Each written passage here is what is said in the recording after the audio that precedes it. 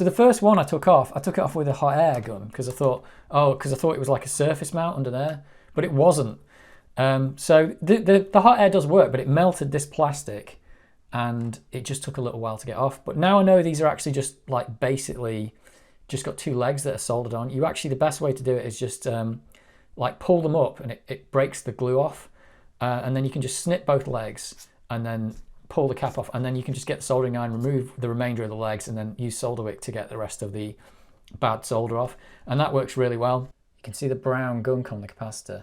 If you look at that pad there, that's like shiny, as these empty pads are here. Shiny, shiny, not so shiny on this thing here.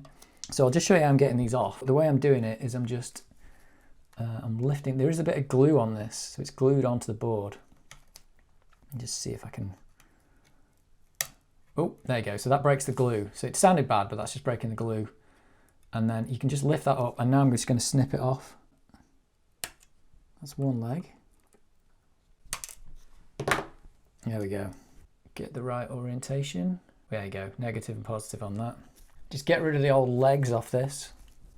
And I can do that just by poking with the soldering iron, I think.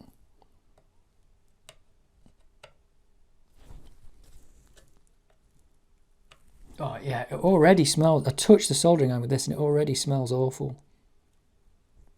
It doesn't smell like solder. There's one, I think. And this one, yeah, it just smells terrible. There we go. Is that off? It's just there. There it is.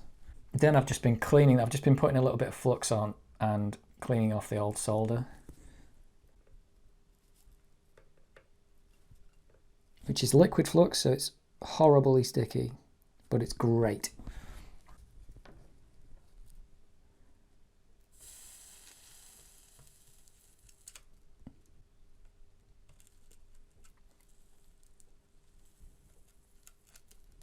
There we go. I just want to try and get the old solder off because it's been like corrupted by whatever's leaked onto it. So once you get that, sometimes the solder can go really funny and you know, stuff won't stick to it.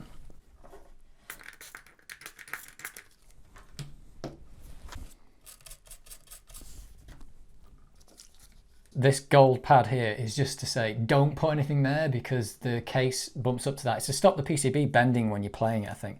So if you put anything there, you won't be able to close the case. But I can just solder back onto that now without any more flux, I think. Probably want to get that back in there as tight as I can because it's back to where it was. So I'm going to snip these legs. So that can go there.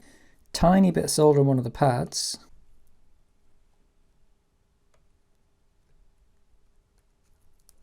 Just enough to tack one side of this capacitor on. So I'm just going to remelt that and tack that side down. There we go.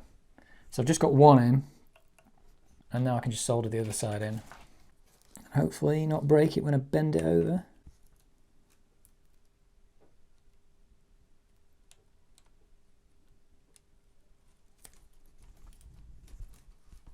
And I'll just put a little bit more on the other side, I think.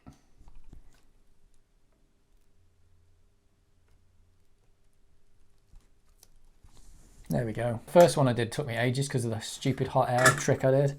And that way is just much easier. Knowing that you can just bend these up and unglue them way better. I had one of them break when I did that. Yeah, should just be able to put that there. So there we go. Anyway, so that's how I do them basically. So it's working for me. I might just boot that up now after each one and just see that it works. Let's just make sure I've not balked anything.